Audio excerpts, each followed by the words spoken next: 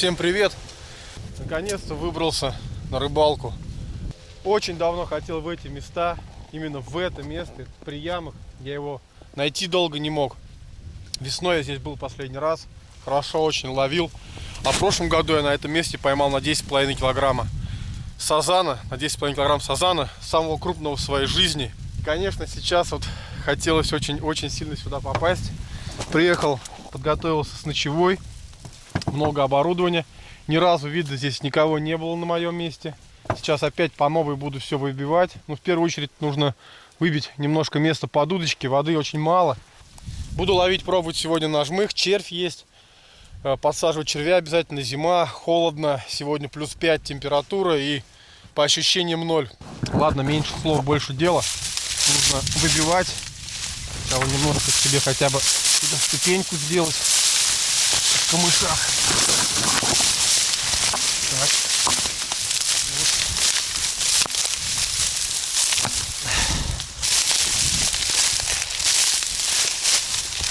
Вот. Как я уже говорил, для меня это самое лучшее сейчас время года, начинается с ноября.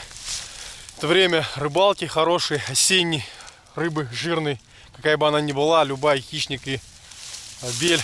Сейчас очень жирная, вкусная. До нереста еще далеко, рыбу не жалко ловить, хочется подловить рыбки. И сейчас время охоты. Утка перелиняла, самая жирная, самая вкусная. Хоть крикаш, хоть перелетная, ноябрьская, декабрьская, январская. Сейчас, наверное, буду закрывать сезон и начну охотиться. Посмотрим, как с погодой. Был у нас на днях уже первый мороз, первый снег. Вот. Температура до -8 падала. Снежок выпал первый, и сейчас уже все растаяло. После этого и плюс 15 было. Да, похоже это на мое место. Вроде это все так, как и должно быть, все оно. Вот посмотрите, берег обваливается. Вон самому в воду не уйти. Видите, как крутит течение. Основная струя туда бьет, а здесь видно образуются приямы. И вот самое это интересное место. Сюда удочки поставить. Так.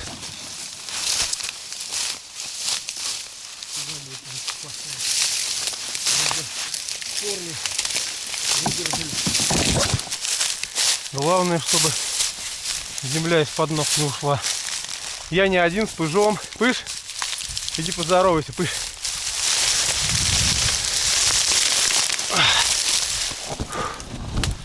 Даже вот так приходится падать, ломать, по-другому никак. Чтобы сразу большой объем. Хорошим местам, чтобы пробраться. Классные здесь места. Вот до сюда максимум, больше, наверное, не надо. Видно, как тормозится здесь течение. Фух. Наверное, можно ставить, пробовать. Что-нибудь уже насаживать.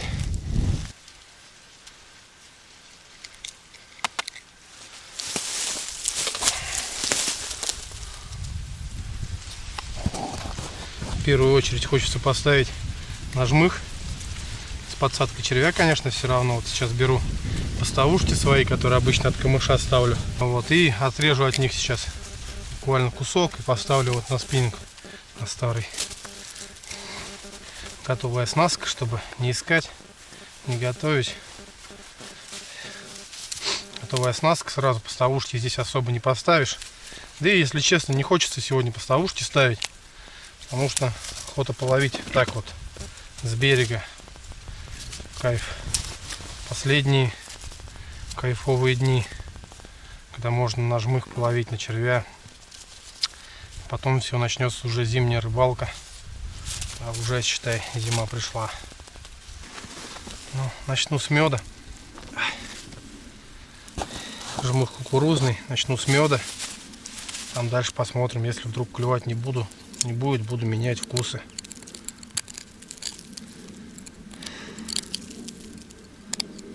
Самое главное, что время пришло тишины. Сейчас здесь очень тихо. Да, Пыш? Кайфово. Крючки крупные, острые, новые. Здесь вот обычная петля сделана. И пару кембриков. Этот кембрик, чтобы поводки не сводились, а этот кембрик, чтобы грузил не разбивал узел. Грузил не разбивал, чтобы узел этот кембрик сделал. Все, так, засовываю кубик, оттягиваю. Леска даже 0,9 у меня здесь стоит. Толстая очень, как капрон, как проволока. Сейчас сюда зеленого червя сразу подсажу.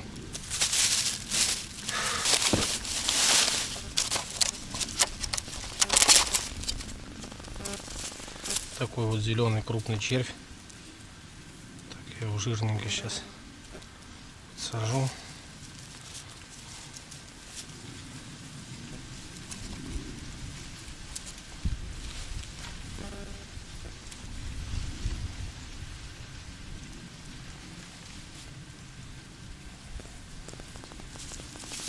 И все равно крючки стараюсь засунуть в жмых, чтобы они, самое главное, не перекрутились, когда будут лететь до воды.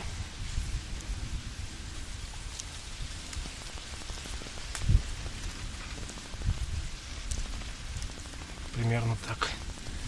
Попробуем. Первую забросим. Там будет видно, как дальше действовать по обстоятельствам.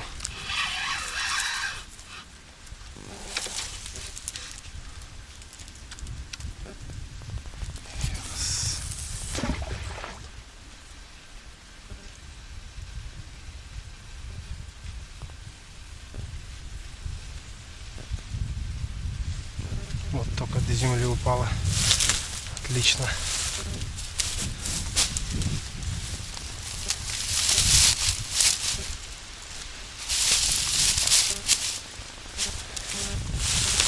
Ну все, поздравляю вас. Я поздравляю с кузом. Первая удочка установлена. Колокольчик на нее и дальше будем ставить. Так. Только закинул я ее. Опа. И сразу была хорошая потяжка. И сейчас смотрите, как подтягивает. Интересно, смотрите. А это похоже на хорошую рыбу, между прочим. Не похоже на тарашку, густеру, лоблёшку. Я вот приготовил второй спиннинг заряжать. Не могу все внимание туда. Второй спиннинг приготовил заряжать на такой вот крупный крючок. Хочу поставить зеленого червя. Чисто зеленого червя, просто они у меня пока готовы. Кто-то, по-моему, клюет. Пока что эти спиннинги готовы уже с оснастками. Вот два спиннинга с такими длинными поводками.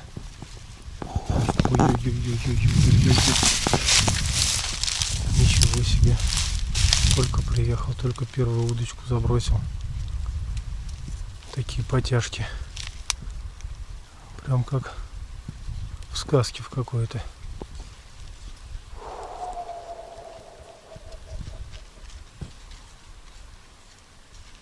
Ладно, дергать не будем, тревожить, подсекать. Надеюсь, все-таки возьмется хорошенько.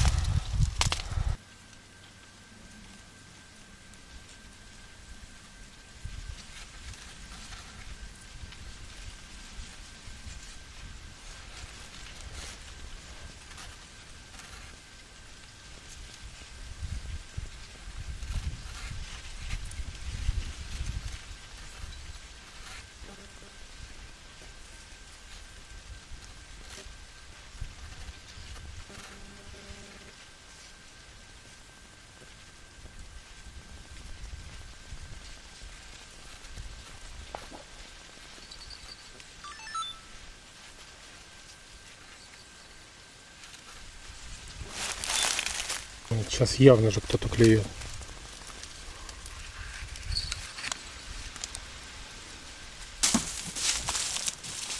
Это явно уже поклевка пишет. Волнение, конечно.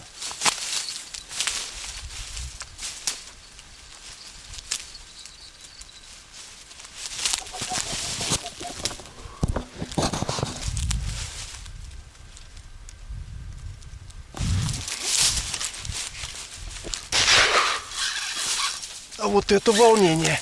А вот это волнение. Когда только приехал, фрикцион пошел. Ёпарас это. Ни хрена себе. Тихо, парень. Тихо, парень. Тихо. Ничего себе. Это первая поклевка с фрикционом. Тихо.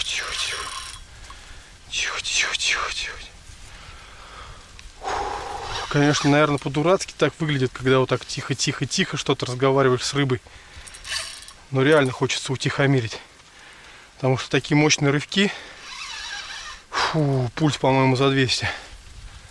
Такие мощные рывки обычно, сами понимаете, рыба может и губу порвать.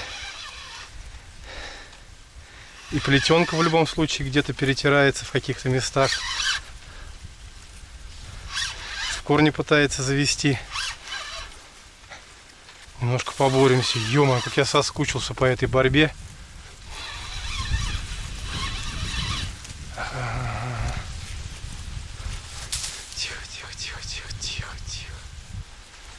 Тихо. Ты же зимуешь уже. Вы же уже спите все на ямах. Тише.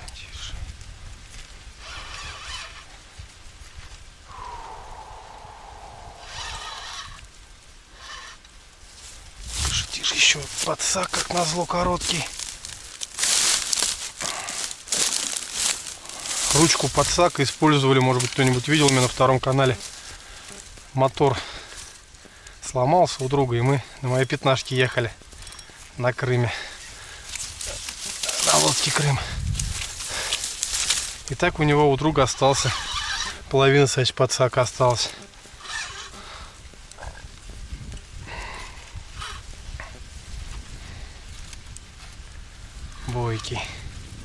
Бойкий товарищ.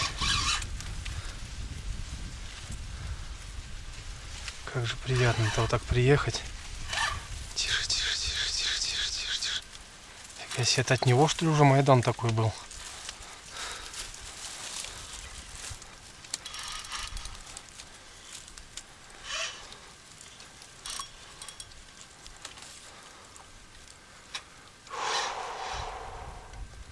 Тише. Дружище, тише, пожалуйста. Ай-яй, мама родная, мне за ним, что ли, туда прыгать?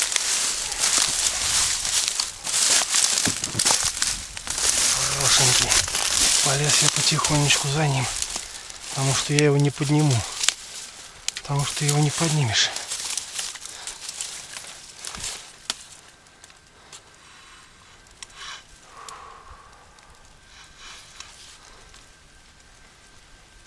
Офигеть. Не встать.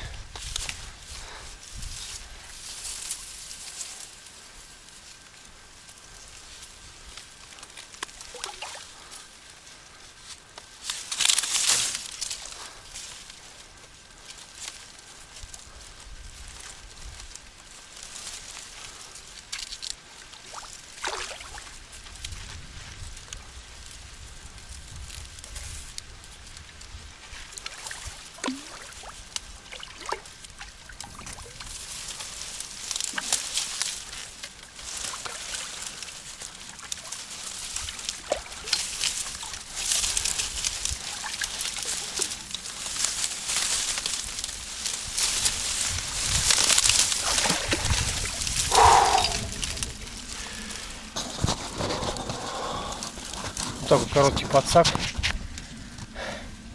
Очень плохо, когда короткий подсак. Сижу сейчас на земле, который может обвалиться в любой момент. Там посмотрите, какой лошадь. Один у него крючок остался. Сначала он был зацеплен и за спину, за плавники. Потом я видел, у него крючок вылетел. Вылетел крючок. Со спины, с плавника слетел. И у него один во рту остался. Не знаю даже, насколько он там держится. Офигеть. Опа. Сразу трофей. Сходу. Зимний трофей. Вот этот пыш. Это, наверное, больше 5. Офигеть. Вот моя рука 45 размера.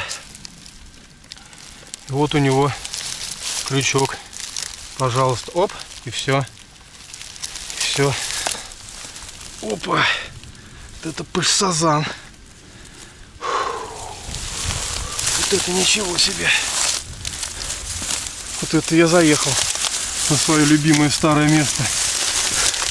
Не был здесь полгода. С марта, по-моему, не был. Считайте сами, сколько с марта по ноябрь.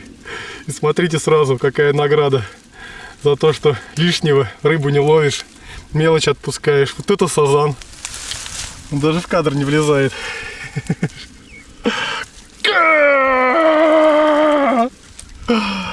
Слов нет. Одни эмоции. Ох, нифига себе. Ох, потяжка. Ох, потяжка. Да ну нафиг. Там поклевка. На вот этого червя, на один крючок, который большой червь стоит, на него тоже поклевка. Сейчас я камеру вам настрою на нее. Там колокольчик стоит, тот перезакину. Только последите.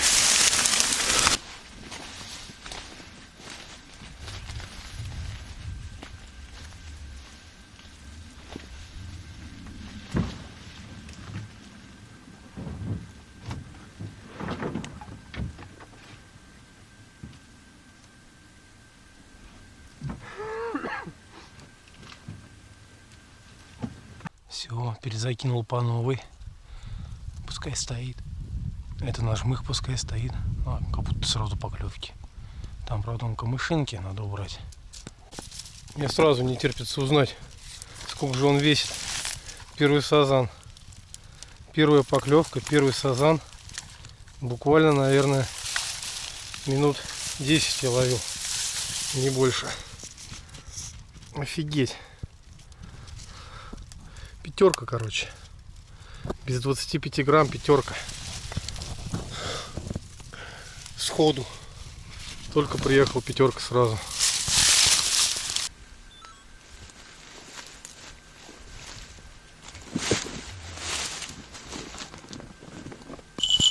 Нифига себе.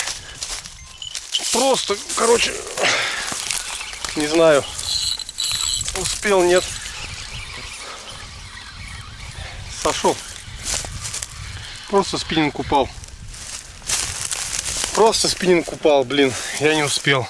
Просто стоял, смотрел на эту удочку, смотрел, она так качалась по чуть-чуть, понемножку. Потом просто спиннинг полетел, я схватил исход. Обидно. Но ничего. Значит, на такую оснастку тоже как бы есть смысл, чтобы хотя бы одна удочка такая стояла. Сейчас червя подсажу. Мелочь не мучает, не докапывает. Тоже есть шанс поймать что-то хорошее. Ну, рыбалка началась, конечно. Я в шоке. Сколько живу здесь, в своем клевом крае, и все равно руки трясутся, сердце замирает, пульс скачет. Рыбалка, она, конечно, никого не может оставить равнодушным, как ни крути. Так, надо потише.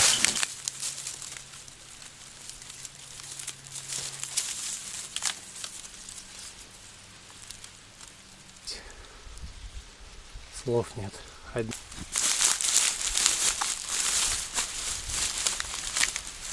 Гнет. Гнет, ребята, гнет. Офигеть, загинает. Офигеть, загинает.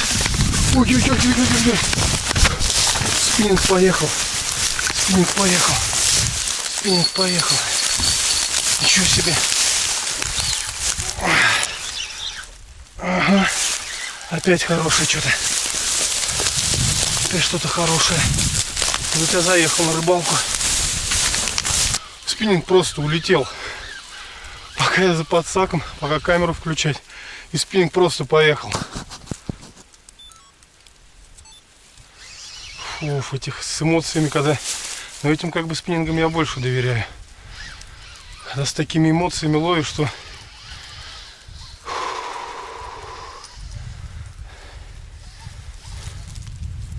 Тоже хорошенький. Тоже хороший сазанчик. Так, надо идти. Куда он? Зато спиннинг идти надо. Зато спиннинг идти надо. Вот сюда вот буду выводить. Короткий подсак. Ничего не поделать. Поменьше вроде первого, но тоже вроде хороший. Да клюнул-то как. Сколько минут опять от времени установки? Минут 5, наверное, прошло. Опа.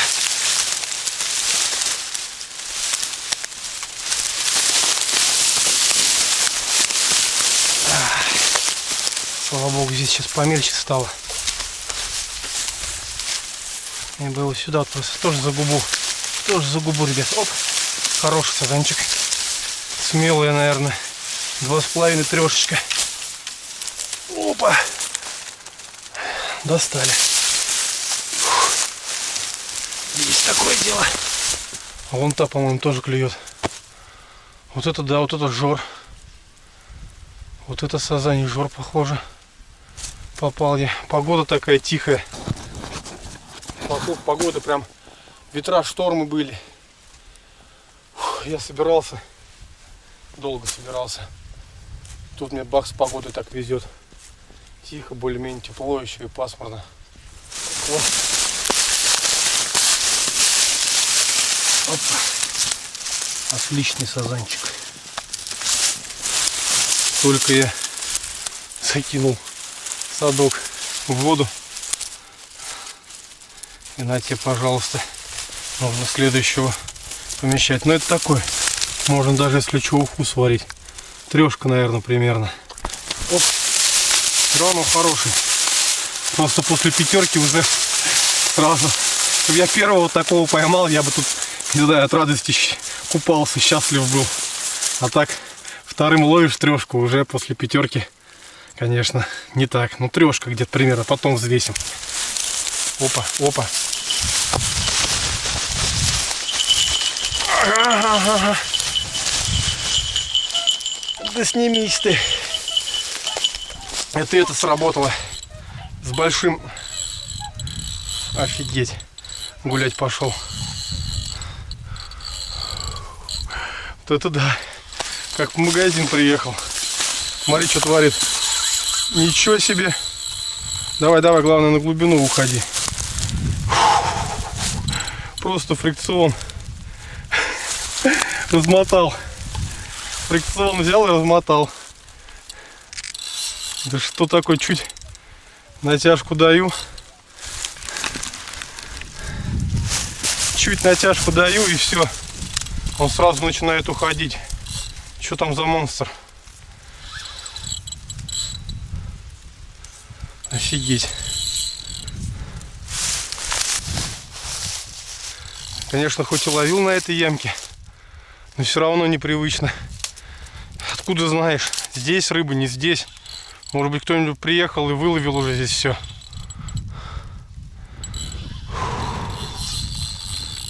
Это уже 4-я поклевка. Это вообще что-то фрикцион разматывает, не пойми. Просто в хлам. 5 градусов на улице. Наверное, вода градусов 5.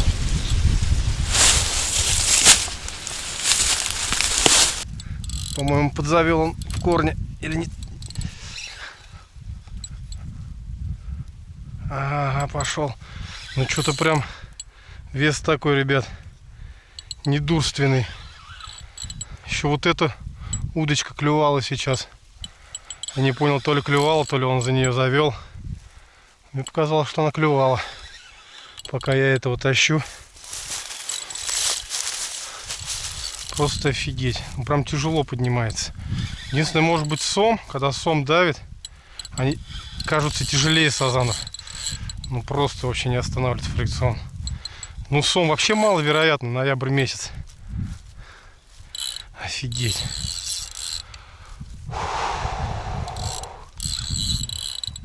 Он, похоже, вторую взял. Да, вторую, наверное, собрал. Сейчас тяжелее будет поднимать. Потому что может та зацепиться может за корни.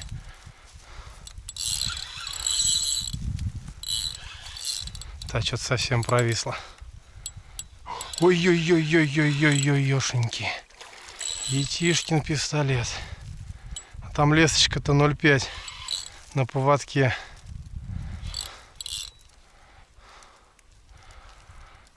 Видели вы его, ребят, нет? Он какой.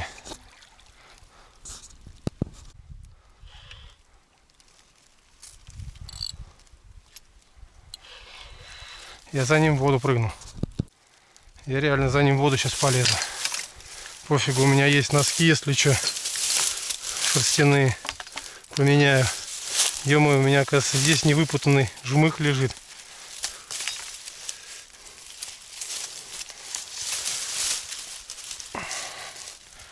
Ребята, там очень крупный сазан.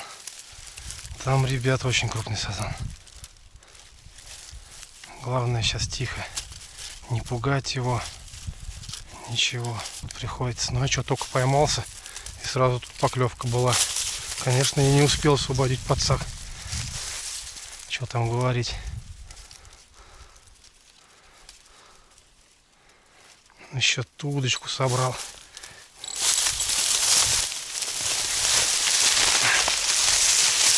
Вот так я вниз полез за ним. Ай, водичка пошла. Ай.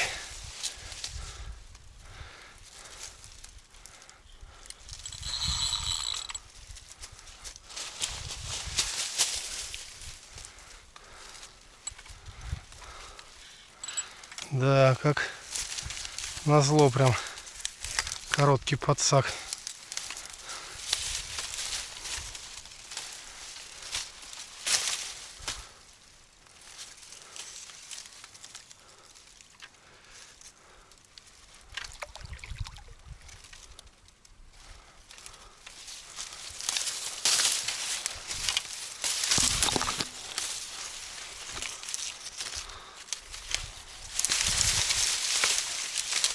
Вот это спина. Вот это сазан, едимая.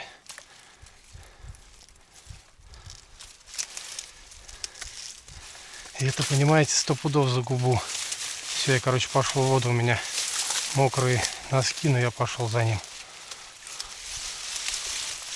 Офигеть! Вот это трофеище. Вот это трофеище. Очуметь. Я уж думал, такие не ловятся. Я уж думал, таких не бывает. Вот это да. Пофигу, что носки намочил. На червя. Просто на червя. Вот это трофей. И все. И у него выпал, ребят, представляете? У него выпал. Вот это да. Вот это трофей. У него выпал. Выпал сразу крючок изо рта. То, что я его в натяжке держал. Только то, что я его на натяжке держал. И все. И у него выпал крючок. Офигеть. Сколько здесь? 7-8 больше. Вот это да. Вот это порося. Смотрите, какая спина. Какой осетра. Ох. Вот это красавчик. Просто слов нет. Полежи пока. Сейчас я в себя приду.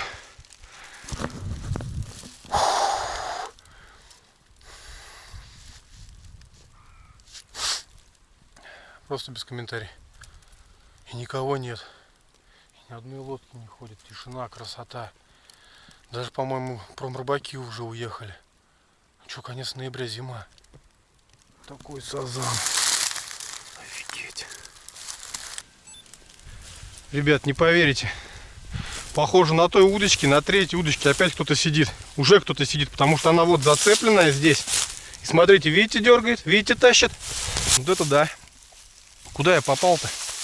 Это что, рай какой-то рыболовный? Вот это я попал. У меня 2 сазана вот лежит. Даже не успеваю их просто в этот засунуть. Не успеваю убрать их даже просто. У меня тут на следующей удочке опять поклевка. Очуметь. Не встать. Ладно. Ну да, там кто-то есть. Там кто-то есть. Уж не знаю кто, но... Вот это да. Это я в логово попал.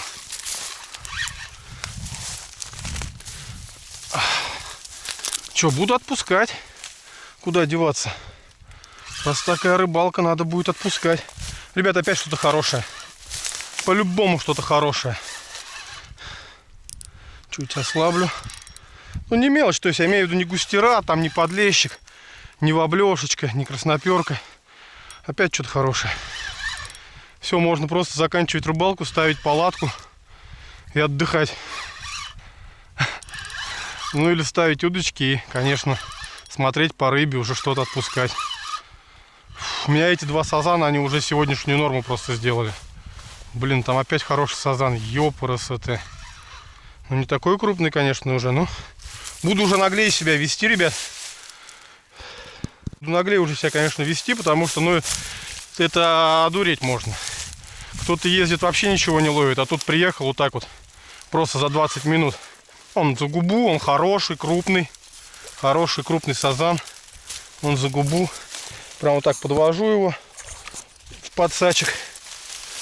И потом уже ослабляю и подсачек. Оп! И он вывернулся. Чуть не ушел. Обидно. Давай, иди сюда. Давай, иди. Мы тебя завесим. Потом уже принимать решение будем о твоей амнистии. Офигеть. Вот это логово, вот это жор. Вот это жор.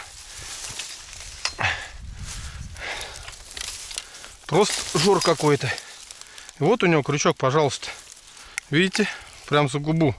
А классика для жмыха, это когда он ловится, за жабру залетает. А это вот за губу и все, пожалуйста.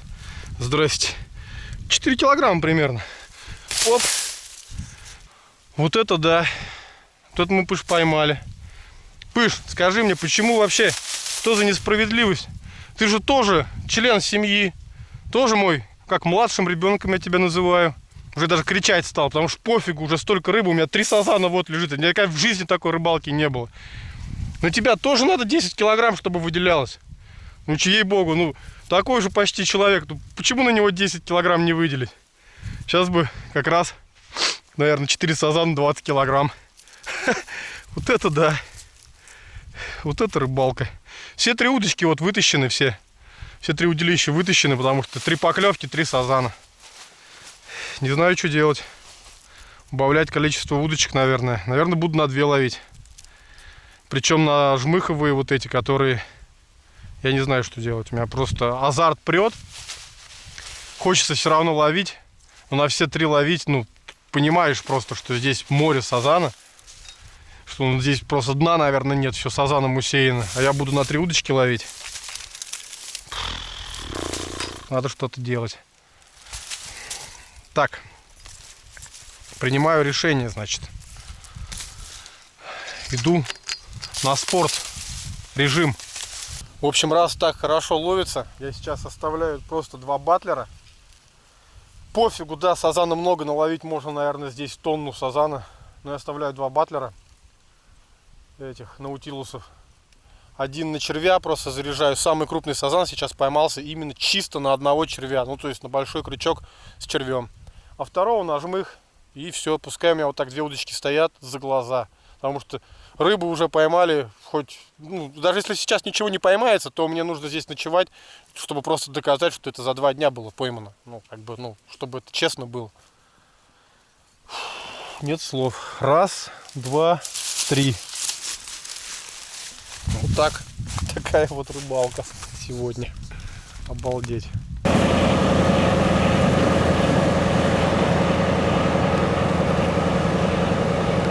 Что я решил? Сейчас беру их всех. Вот этот 2800, он пойдет мне сегодня на ужин. Вы не обессудьте, ребят, но бывает такое, что вот приехал, ловилось, да, там полчаса-час. И все, потом как отрезало. А ты здесь ночевка, ехал сюда 2 часа, обратно 2 часа возвращаться далеко. Одного оставлю на еду, 3 кладу в садок, честно, если что-то будет ловиться. Буду уже из рыбы выбирать. Может быть, самцов оставлять, самок выпускать. В общем, посмотрю. Но пока сейчас удочки забрасываю все равно. 2 спиннинга оставил, 2 батлера. Один со жмыхом, один с длинным поводком с крючком на зеленого червя. Этих всех в садок. И ловим дальше. Всегда отпустить можно.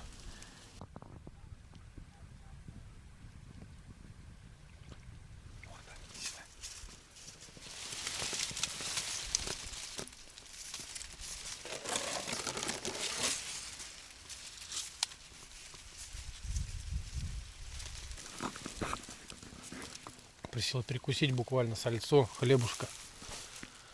Мышь сразу оживился. Грамкать хочешь? Сейчас тебя угощу и хлебом, и салом.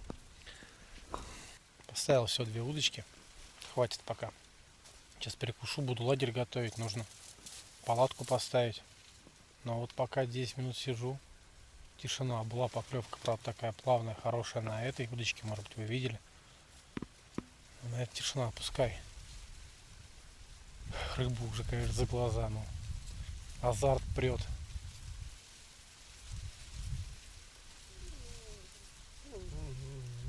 Все, режем. Ничего лишнего.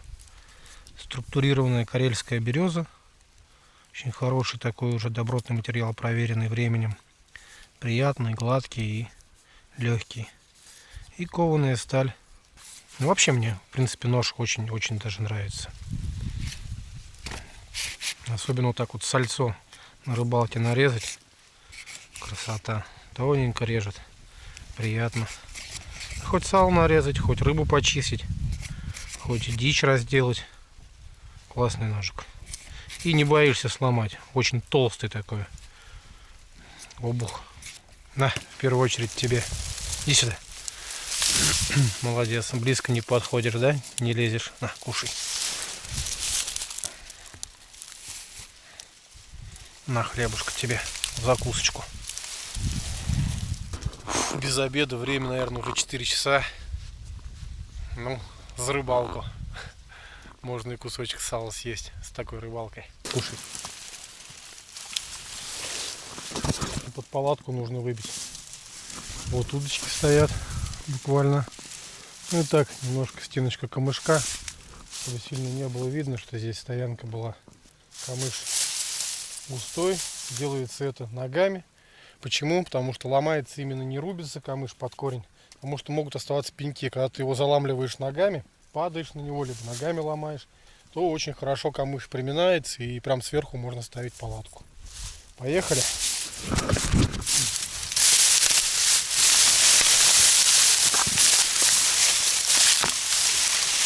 Здесь еще так, по лайту, я вам скажу, место не сильно заросшее, не сильно сложно будет выбить.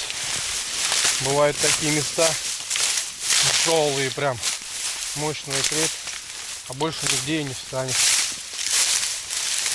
По-любому сухой пятачок такой ищешь.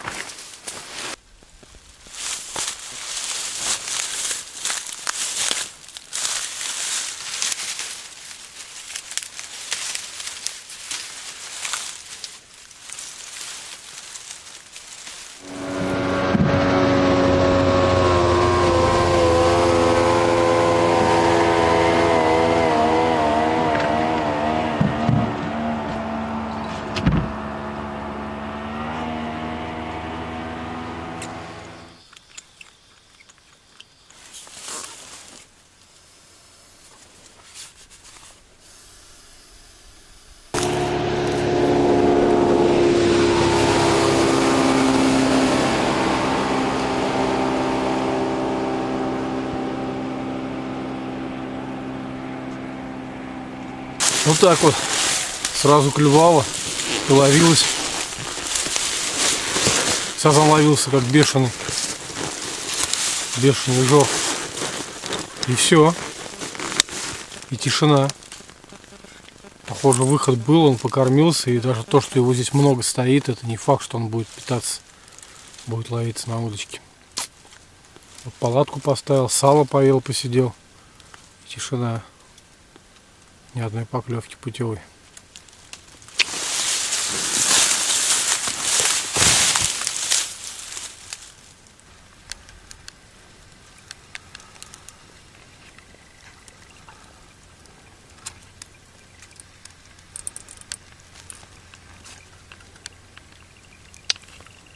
Пыш.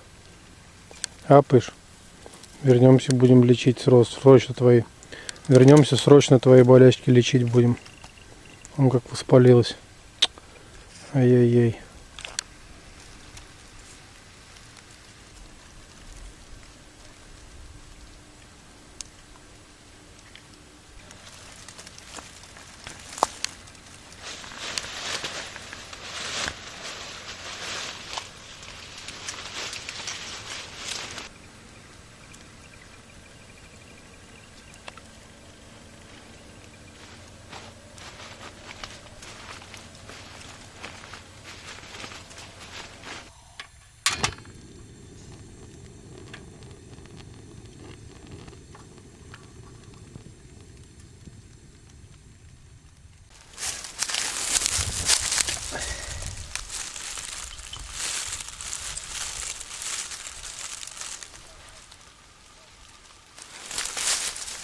Стемнело, время приготовить ужин.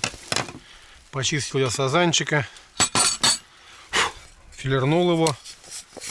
Филе отдельных, ребята, отдельно. Хочу супчик сварить. Ну, уха, суп, кто как называет. В походных условиях, я считаю, все равно это уха.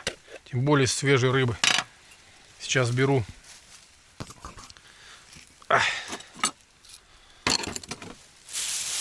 Беру голову. Такая замечательная голова на 3 килограмма. Сазан был 2800. В голову помещаем. Кладу хребты. И для супа мне на ужин с пыжом будет практически достаточно. Ну и вот такую филешку. Жирную, вкусную мякоть положу тоже.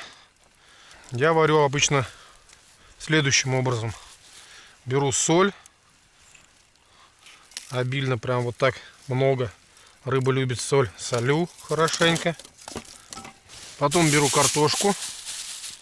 Чищенная картошечка у меня здесь есть. Режу ее чуть крупнее, чем на жарку. Так, я люблю побольше картошки. Я вот 2 штуки взял. На такую котелок. Котелок у меня тут литров 5, не больше. Мне крупнее котелок не нужен. Во-первых, его прогреть сложнее. Во-вторых, мы в основном с пыжиком все время ездим. Если я с компанией еду, у меня там другие совершенно причиндалы. Опа. Первая поклевка за весь вечер. Вот такая слабенькая. В общем, ну что, ну как я и предугадал, рыба вышла, покормилась в тот момент, когда я приехал. И все, на этом. И ушла. Вода уже ледяная.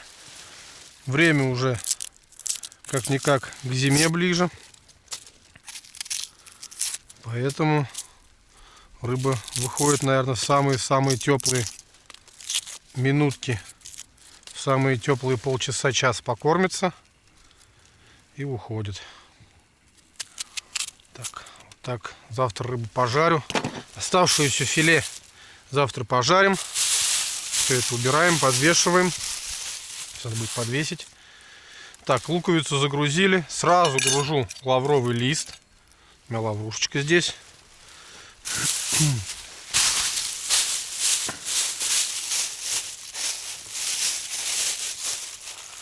Кидаю чесночок один в чешуе. Ну, то есть не почищенный. Прям так будет долго вариться. И как раз проварится. Ну что, поставил я опять 3-ю удочку, потому что думал, что будет бешеный клев дальше продолжаться. Но он был вот буквально в течение часа. Может быть, чуть больше. Как приехал, и вот 4 поймал, и прекратилась тишина. Постояли у меня 2 удочки, постояли, никого не было. Я поставил 3-ю снова, опять эту белую свою старую. Даже не помню, как она называется, но поставил. Получилось сейчас 2 стоят на жмых с подсадкой червя. И 1 с длинным поводком с большим крючком, на который был пойман самый крупный сейчас сазан. Так, все у нас здесь посолено. Лаврушечка загружена. Красота.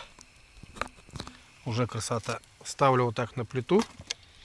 Новая плитка у меня сегодня. Прям класс. Рыбалка такая удачная. Доволен. И теперь заливаю аккуратно в один вот так уголок водичкой. Заливаю до тех пор, пока вода не прикроет рыбу. Как только чуть рыба скрылась под водой, все, воду лить перестаю. Прибавляем. Чуть ли не на максимум, чтобы быстрее закипело. И закрываем крышечкой. Накрываю крышечкой. Все, как только закипит, надо будет крышку обязательно открыть, потому что уха варится всегда с открытой крышкой. И варить уже после закипания только с открытой крышкой на маленьком-маленьком огне. Варю я до тех пор, пока сварится картошка. Картошка у меня как индикатор, вот именно этот размер, чуть крупнее, чем жарко, но мельче, чем на варку там, щей, борщей, супов. То есть такая толщина, где-то миллиметров, наверное, 5. Чуть меньше, даже, может быть, 4 миллиметра толщина картошки получается. И вот именно как она сварится, так и будет готова рыба. Это 15 минут примерно после закипания. Пробую картошку, если она готовая, то все, вытаскиваю рыбу. Красота! Удочки стоят, палатка установлена. Дождь пошел. Обещали дождь, в принципе, ночью. Там после 12, после часа. Я говорю, ну хорошо, посижу как раз, поужинаю. И потом дождь, я уже в палатке буду. А он вот пришел мелкий такой моросит. Как типа дождь, даже со снегом, наверное, температура-то низкая.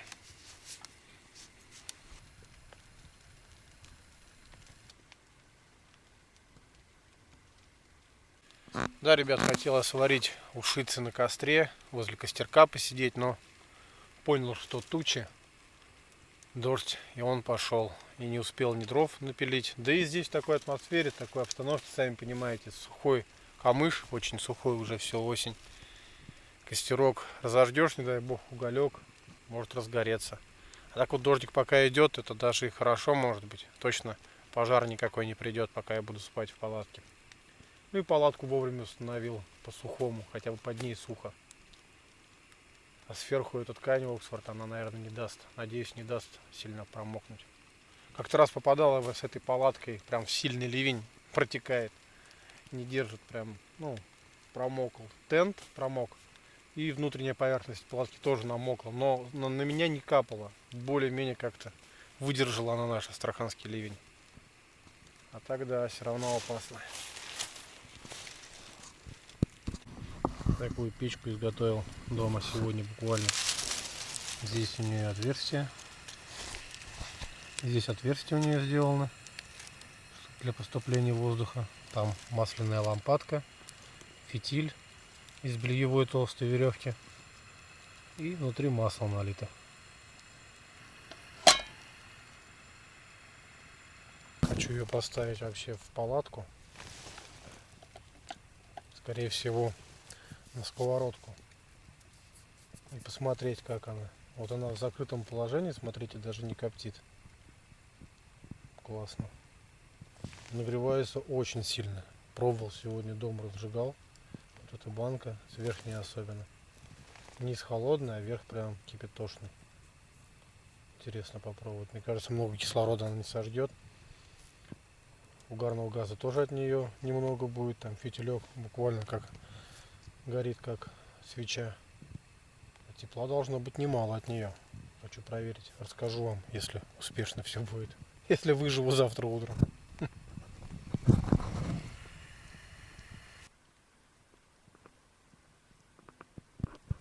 Вот пену убрать, я считаю, нужно.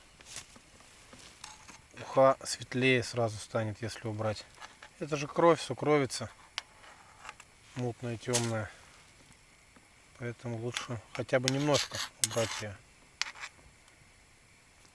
Я так всегда делаю. Особенно если рыба жирная. Так, все, можно убавить. Закипело. пускай томится.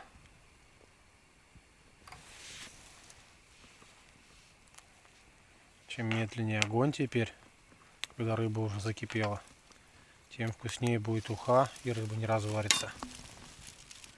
15 минут и будет ужин готов. Тут домашнее задание сын прислал. Сижу, проверяю. В черновике пока. Ничего не поделать. Такая она, отцовская доля.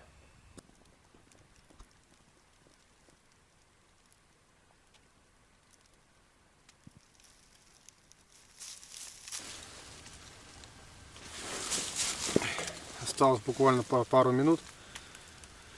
Беру лук. Мелко. Буквально как приправу. Крошу.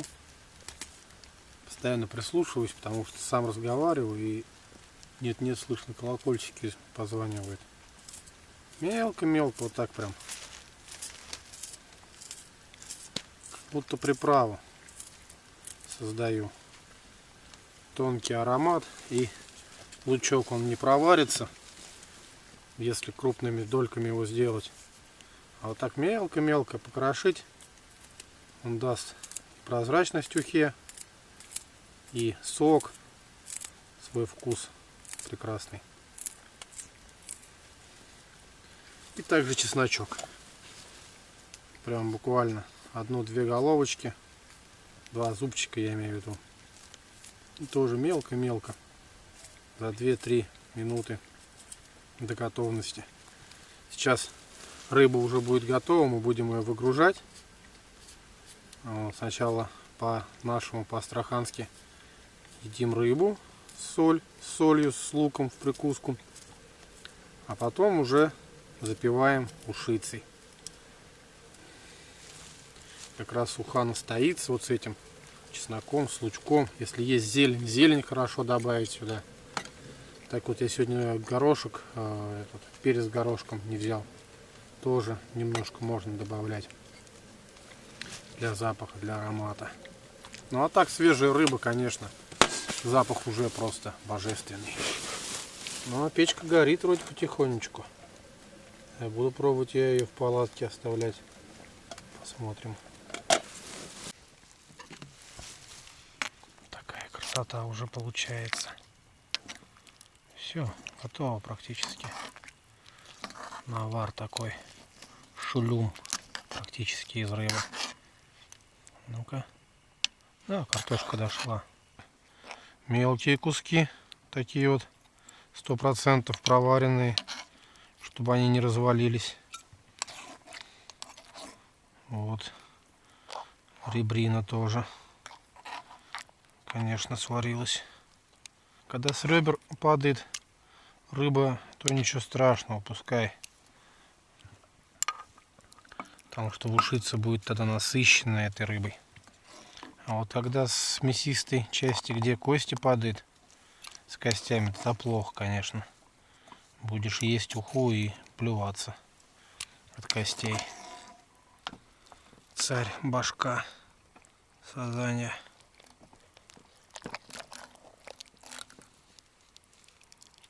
О, красота.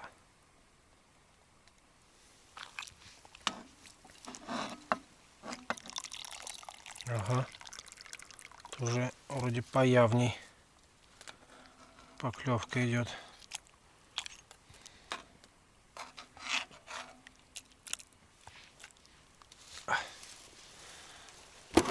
И теперь вот так финально. Оп. И солью присыпать рыбу. Красота. Ну а ушицу выключаем. И закрываем. О, как удобненько. Ну что, мне приятного аппетита, а вам приятного просмотра. Пыш, тебе здесь тоже достанется. Как он перебирает рыбу, это надо видеть. Кошки так не умеют есть, как он умеет. Красавчик. Только из реки и сразу в котелок. Это божественно. Смотрите, кого за лапу поймал. Вот кто тут дергает постоянно. Рыбаки ловили рыбу, а поймали рака. И уши с тебя достанется, не переживай.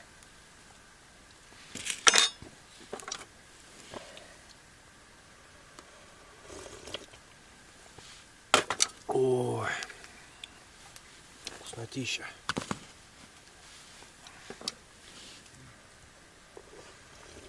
Да, если сказать вот так, ехать за рыбой на рыбалку, то можно было сразу, в принципе, собраться и уезжать. Даже 2 сазана отпустить, 2 самых крупных оставить, или наоборот, икрянного посмотреть, крупного отпустить, чтобы разводился. Помельче забрать. Они все, в принципе, даже от 2800 хорошие сазаны.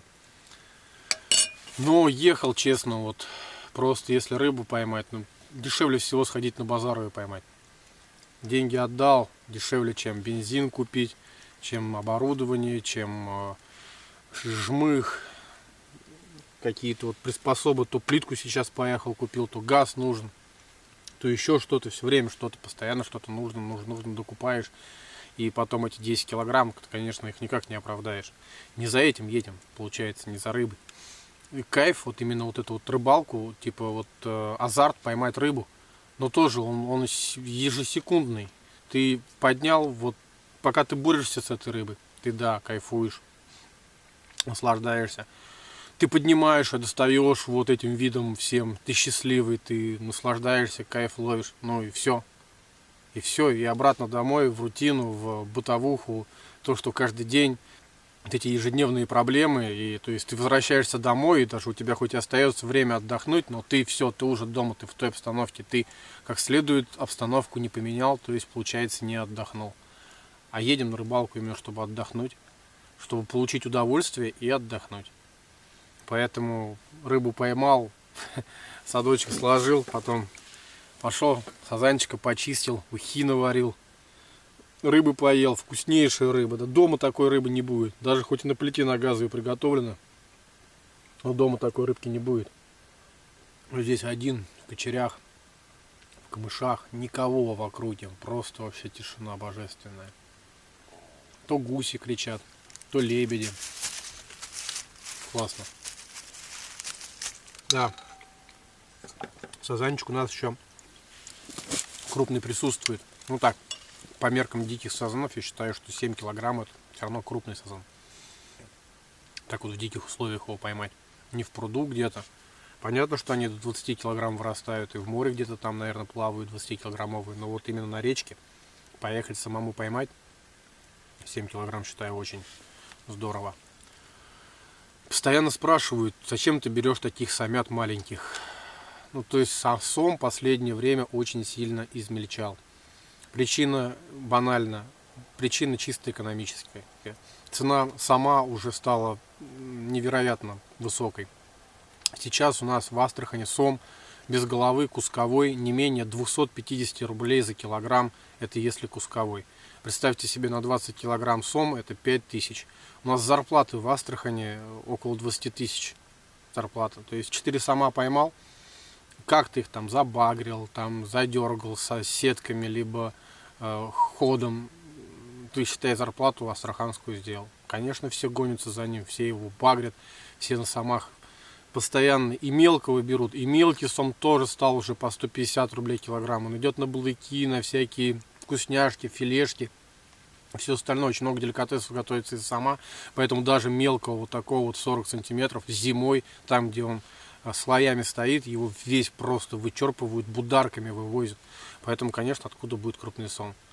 Кругло все лето квоком проходят, потом проходят электроудочники. У них сейчас есть специальные ультразвуковые ловушки, которые на специальный звук, ну то есть ультразвук, поднимает крупного сома и ведет его к лодке, к сачку. И они вот этих крупных сомов выдергивают. То есть практически все ямы известны, техника у всех есть. То есть люди ничего не боятся, где под прикрытием работают днем, забирают этих самов крупных, где возможно, невозможно, приезжают ночью, в заповедники приезжают, в зимовальные ямы приезжают. Никогда, нигде, в никаких краях егерской структуры ее не хватает. Даже у нас здесь и пограничники, и ФСБшники, и кого только на воде нет, все равно умудряются именно крупную хорошую рыбу забрать. Осетрины не стало, ребята, осетрины. Забыть можно вообще при вот нашей. Вот здесь, вот в этих местах, раньше, лет 20 назад, никто вообще с удочкой не сидел. Здесь только плавами ловили и снасти ставили. Здесь осетрину ловили. Осетры шли по 20, по 30 килограмм. Кому нафиг нужны были эти сазаны, самы, судаки и щуки? Ну и воды было море. Это другой вопрос, другая проблема. Сами же видите. Волга на верхах вся обмелела. Откуда у нас здесь будет вода? Сугубо чисто, я считаю, причина чисто человеческий фактор. То есть мы убили Аральское море в свое время, Сырдарья, Амурдарья, путем разветвления, создавая сеть каналов и обводняя пустыню, то есть против природы пошли. Мы убьем и Волгу, потому что построили каскад водохранилищ. Я считаю, что, наверное, мои дети будут здесь примерно как... Дети мои увидят Каспийское море примерно, наверное, размером с Аральское море, которое, раньше было. Хотя Каспийское море, не спорьте, ребят, это самое крупное озеро в мире. Не самое глубокое, не пресное, а именно соленое, самое крупное озеро в мире. У него нет связи с мировым океаном. Оно не связано ни с одним другим морем. Оно называется чисто морем только из-за своих размеров. И глубины в нем, кстати, нехилые. И оно считается одним из самых коварных даже для тех, кто ходит по морям, моряков. Называют море Каспийское хоть и мелкое, но волна, тряска, качка очень сильная. И многие в Каспий стараются не выходить, штормит, мам, не горюй. Вот такие дела, ребят. Вот такая рыбалка. И судак то же самое. Судак в Астрахани сейчас 350 рублей килограмм. Минимум стоит. Соответственно, представляете, какой прессинг. Как сильно его стараются выбить. Как угодно. Кто-то мне даже в комментариях пишет, что у нее там зять на 2-килограммовых судаков дергает и таскает на базар.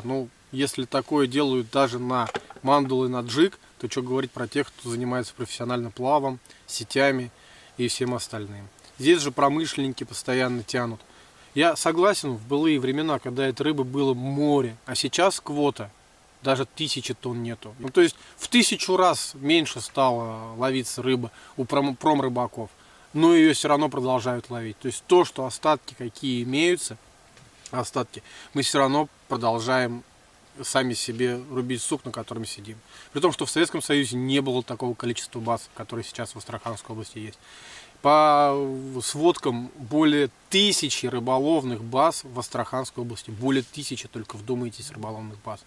Мы зарабатываем деньги, то есть люди, предприниматели зарабатывают деньги. Люди, которые работают на этих базах, зарабатывают деньги. Худо-бедные егеря, поварихи зарабатывают деньги на приезжих, на туристах. Это рыба. Турист поймал 10 рыбок, и егерь заработал 2000 рублей. Предприниматель заработал 5000 рублей с этих 10 рыбок. А промрыбак поймал 10 рыбок, заработал 100 рублей. Поймал он там 10 судачков, он заработал 1000 рублей. Все, а рыба ушла, рыба съелась. То есть, надо выводы какие-то делать. Если вы занимаетесь туризмом в таком огромном количестве, так масштабно, все это развиваете, кричите на всю страну, что у нас туристическая мека, рыболовная мека, тогда зачем устраивать промрыбалку? Зачем? Вы мне скажите. И это не вопрос к промрыбакам, тем людям, которые зарабатывают деньги, то есть им государство дает возможность, они идут и ловят, это всегда было. Тебе дают, ты умеешь ковать, ты кузнец, ты идешь куешь, если тебе государство разрешает, зарабатываешь на этом деньги.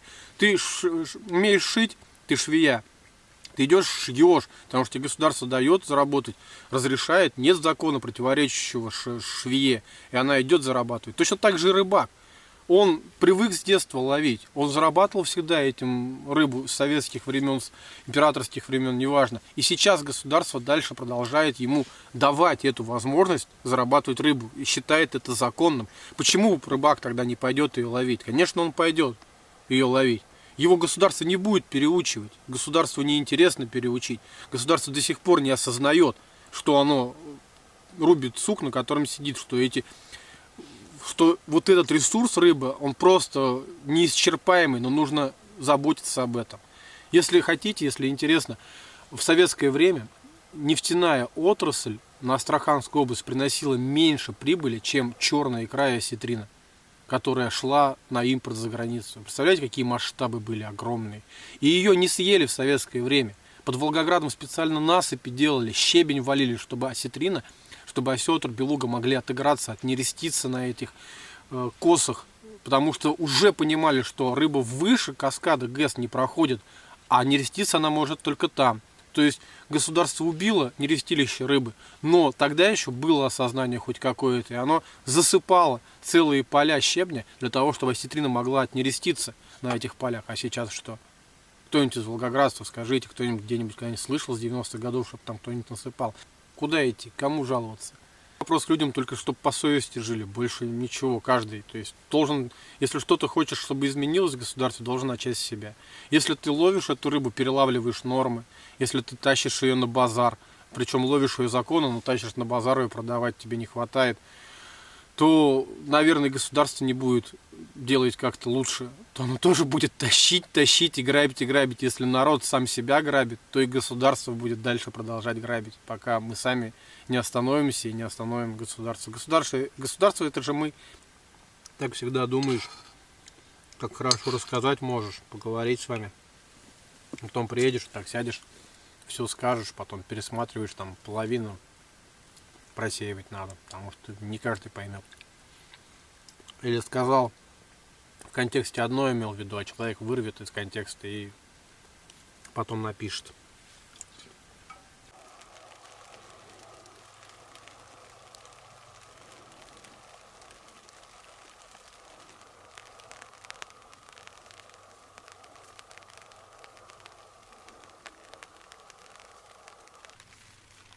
Ну, немножко тепло есть от этой печки. Снаружи дождь идет. Пыжика в тамбур загнал.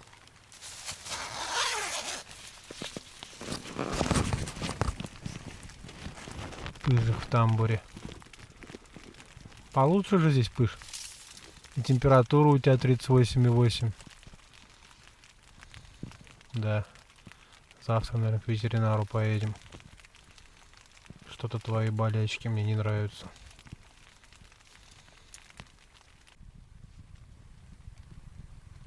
Думал, дым идет от печки. Оказывается, пар от ног.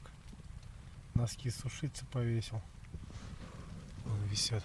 Сохнут. Самое теплое место это сверху палатки.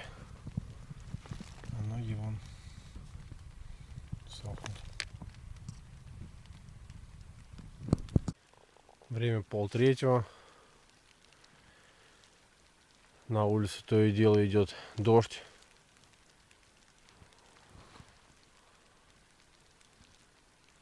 То сильнее, то меньше. Все мокрое, палатка мокрая.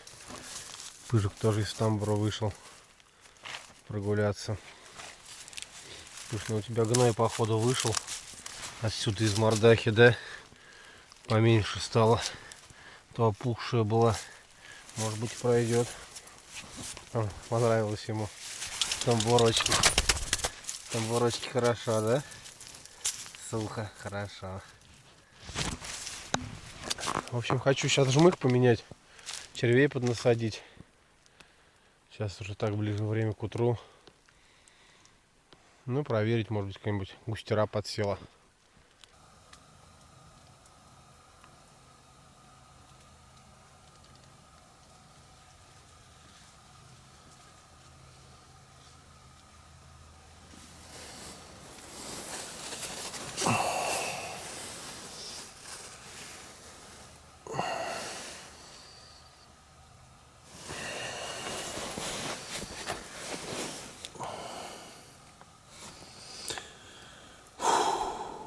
Всем доброе утро.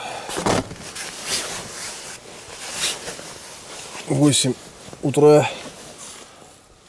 Пора вставать. Всю ночь почти лил дождь. Все мокрое. Чувствую, даже спальник двойной в районе коленок промок.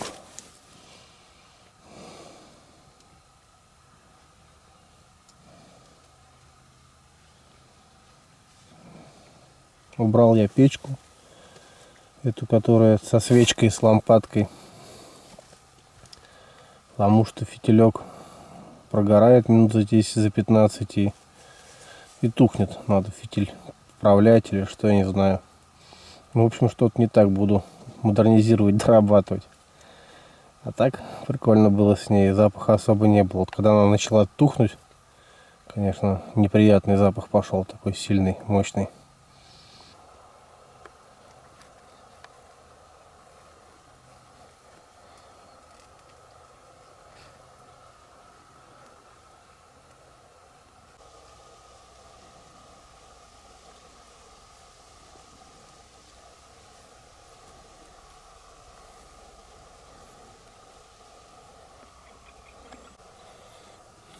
А червячки-то подмерзли. Утром, похоже, около нуля было. А нет, земля нормальная. Черви нормальные. Так видно вот лед. Хотя бы прогноза не было, но вот выхожу, вижу тоже льдинки с утра. Дождь прошел и лед подмерз. Ой, на улице все равно благодать. Хоть и все мокрое, но зато сейчас все подсохнет, потому что красота.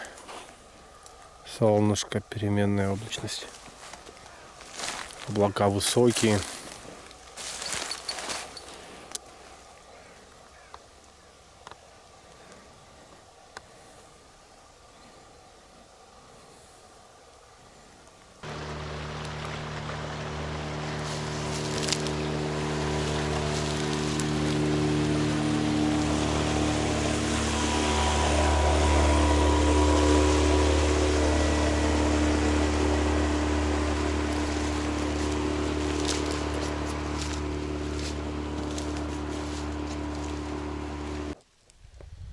Переставил удочки, вытащил жмых на двух.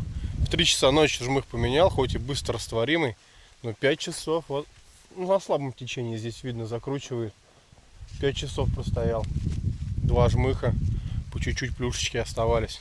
Червей, конечно, уже не было. Перезарядил. Сейчас мы с Пыжиком попьем чай. Рвануло у него рано, гной вышел. Все, наверное, трогать не будем. Одну вот я обрабатывал. Ранку зеленкой вычищал, обрабатывал перекисью, хлоргексидином. Вот, а вторую не стал трогать, потому что не знаю, что лучше. Собаки иммунитет сильный, хороший, тем более вот так на выездах. Кушает он исправно, чувствует себя хорошо. Не знаю, где он попал, то ли он где-то, может быть, в капкан, может быть, стреляли вообще. Непонятно. Пыш, где ты был? Убежал он одну ночь у меня из дома. Не успел я его посадить в вольер.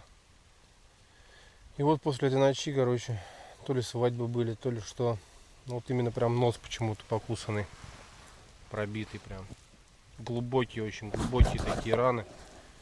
Я уже даже ночью сегодня стал думать, что не дробь ли это, не стреляли, может быть, по нему.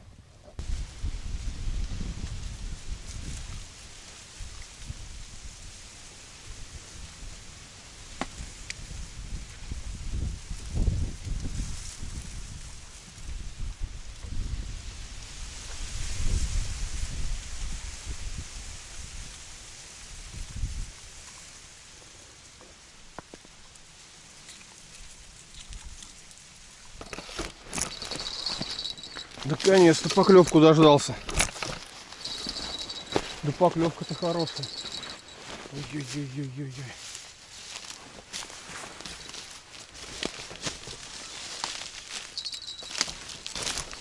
Вот это да. Что-то загибает. Чуть растеплил. Иди сюда. А, сошел. Сошел.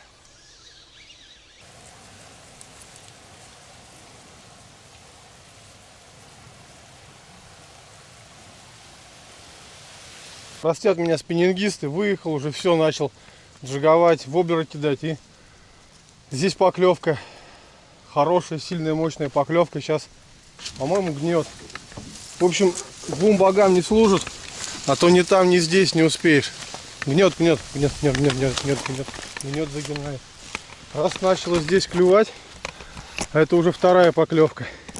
Так, раз здесь начало клевать, то я не буду сегодня отвлекаться на хищника. А то ни там, ни здесь не успеешь.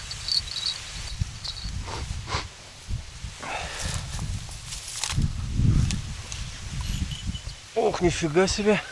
Он уже зату завел. Да там, ребят, походу, нехилый.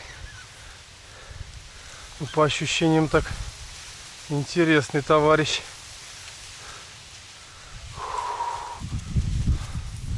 Лишь бы губу не оторвал.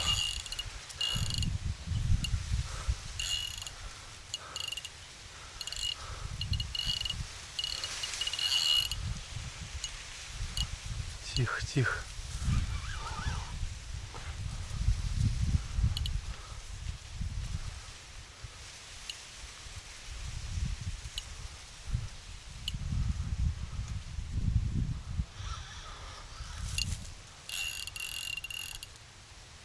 А закидывают и прям вот практически недалеко. Но она вот здесь вот ямку закручивает.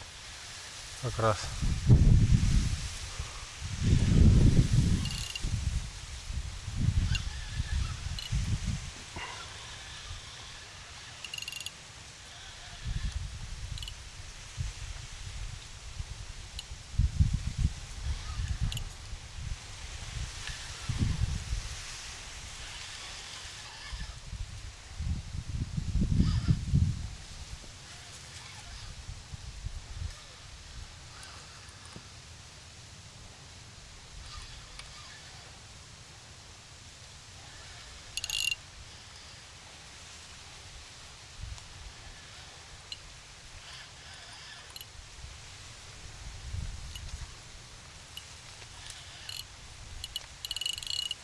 Не хочет никак он показаться, подняться.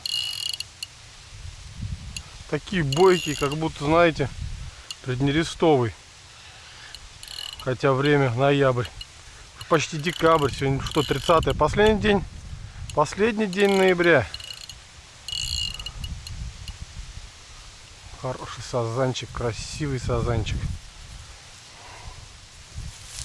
Как тебя здесь вытаскивать, сазанчик?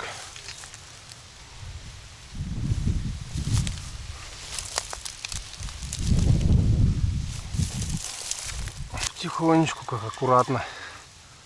О, бульки начал пускать, как сом.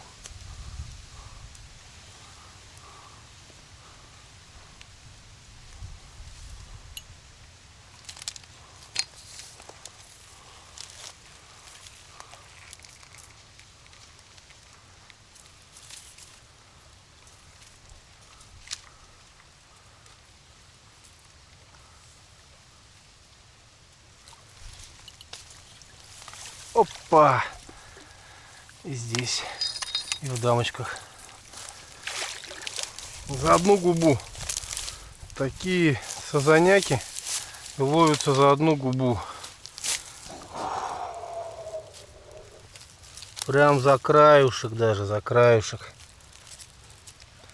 Сазаны то, что нужно. Просто красота. Сила. Мощь. Да, вот это я попал в сазанье логово. Просто красавец. Ну, наверное, где-то под 4 килограмма тоже. 3800, может, вот так. Сейчас взвесим. Просто нет слов. Это рыбалка.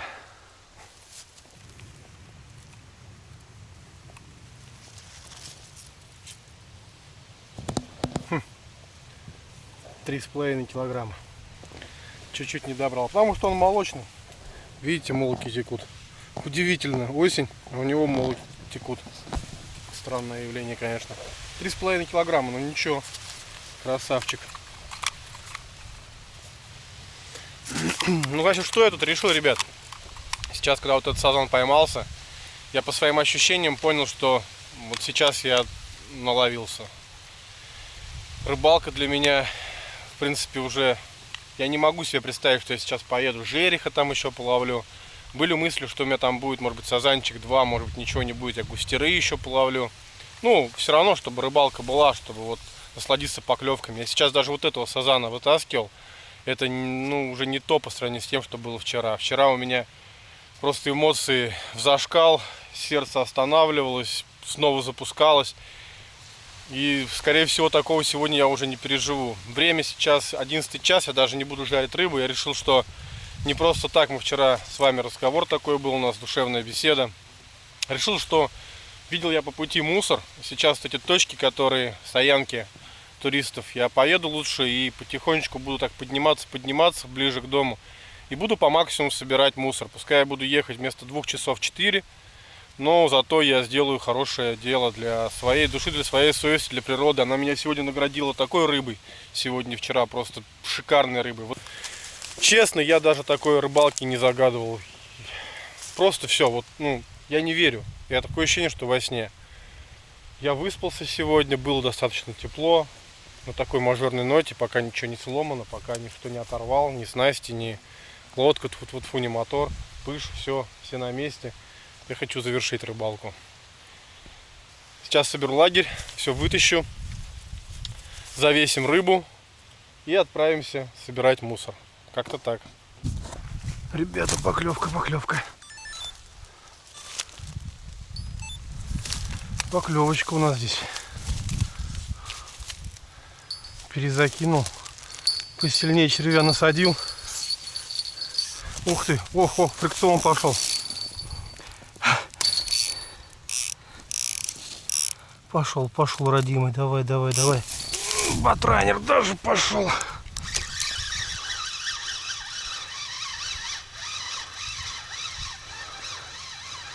Даже батранер пошел. Честно, пока вообще не чувствую.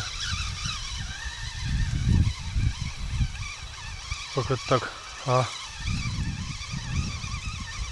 Батранер пошел. Никого, что ли? Ничего себе. Собираюсь, складываю уже все. В лодку гружу. Тут поклевка шикарная.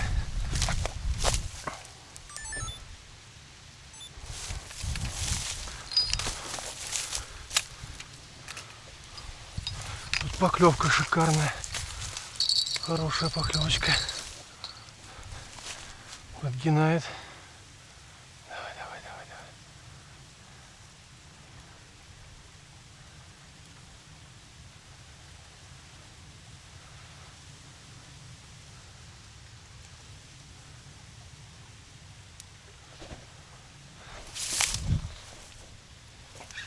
Есть.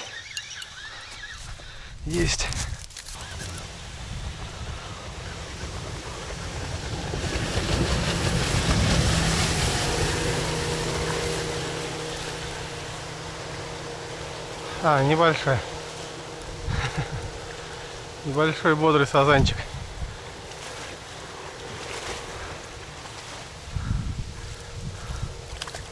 Конечно, он законный, но у нас уже такие сазаны, для которых такой не интересен.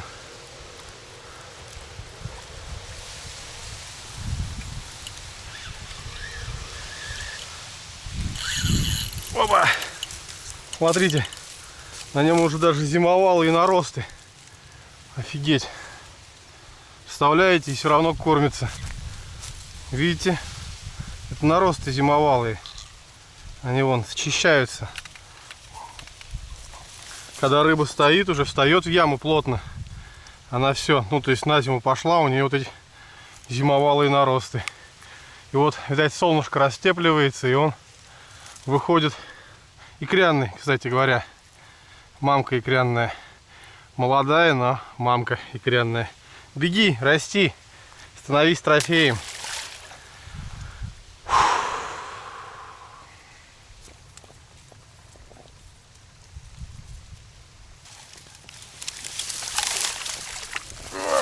Не порвать бы. Фух. Вот это да. В этом году точно лучше. Да и не припомню о рыбалке, если честно, лучше такой. Фух, вот это красавцы.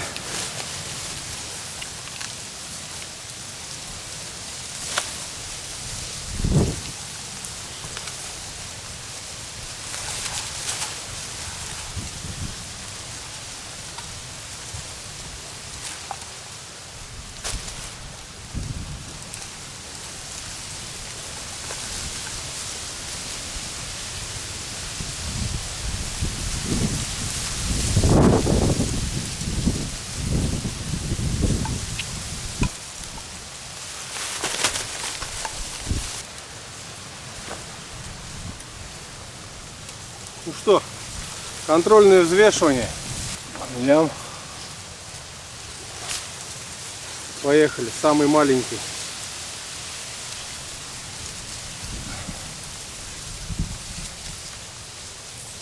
3,435. 3,435. Забросили.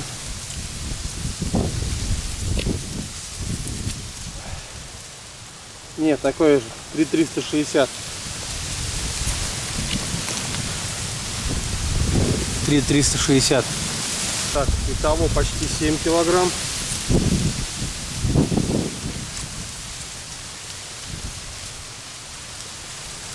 Так, почти самый крупный. —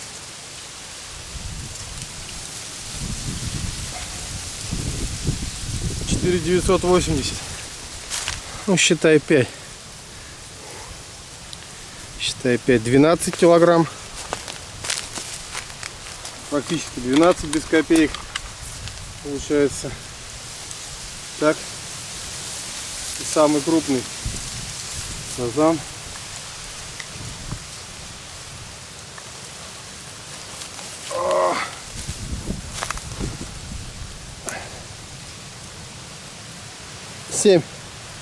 Семь килограмм. 7 килограмм. Почти 19 килограмм. С учетом того, что еще филе у меня как раз килограмм примерно в пакете лежит. Домой повезу то, что жарить сегодня собирался. Ровно 20 килограмм. Две нормы. Если честно, я до сих пор не верю, что так все произошло. Только, наверное, когда сам буду видео теперь пересматривать, я в это поверю. Но сейчас как будто как в сказке, как по заказу приехал, как будто мне их положили. За час я 2 нормы поймал. Ну и отдохнули, переночевали, ухи вкусные поели. Сегодня еще одного сазана добыли. Все как будто просто по расписанию, по, не знаю, как мечтал, так и получилось. Другой рыбы мне больше и не надо.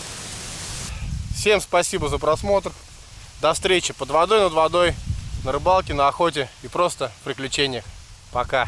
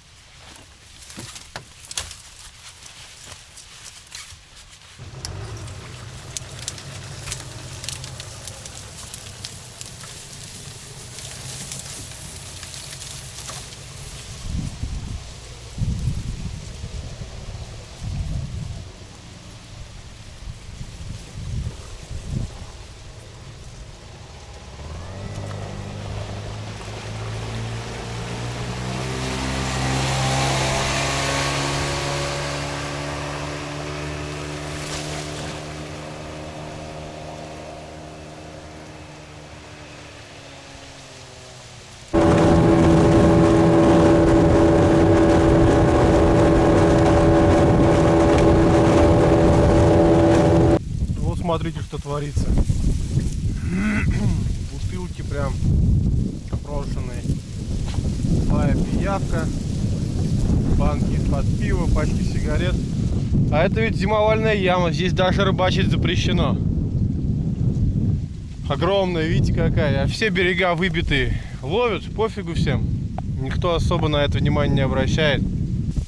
Еще и мусор гадюшник такой после себя оставляет. Сейчас будем собирать.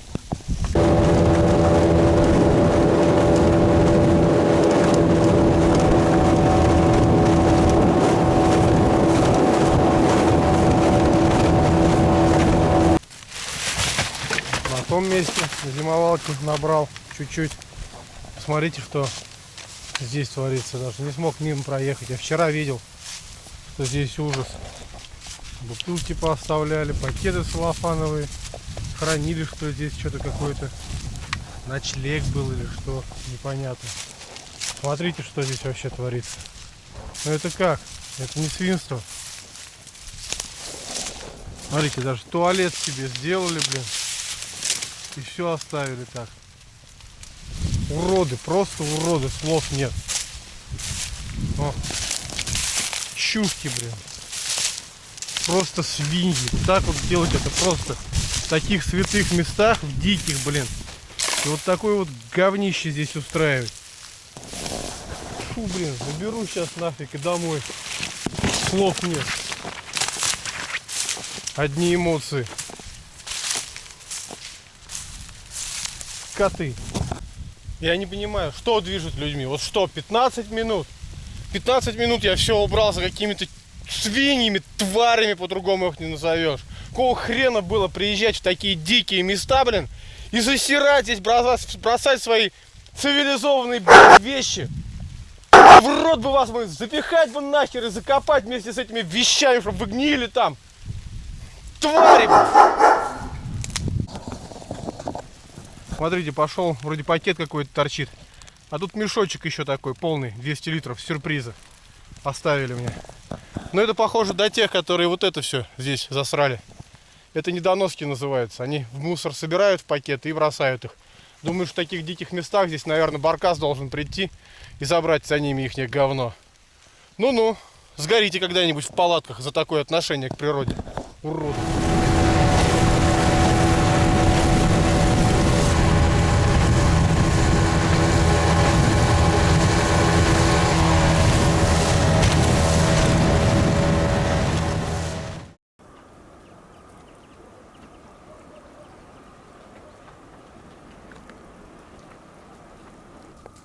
Все белым-бело.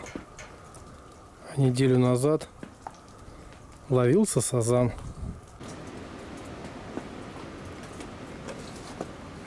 Красавчик. Иди ко мне. Эй. Времешко твое пришло, да? Холодная, любимая, снежная зима. Вот и все зажило. И там, где обрабатывали, зеленкой хорошо зажило. И где просто собачья рана. Все, ничего нет уже практически. Так, шрамчик. Красавчик.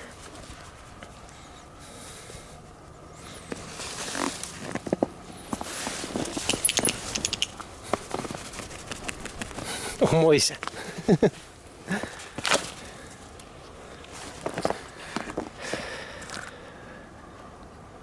8 декабря. Говорят, в Астрахани нужно устраивать Новый год, когда идет снег. Потому что в Новый год у нас его обычно нет.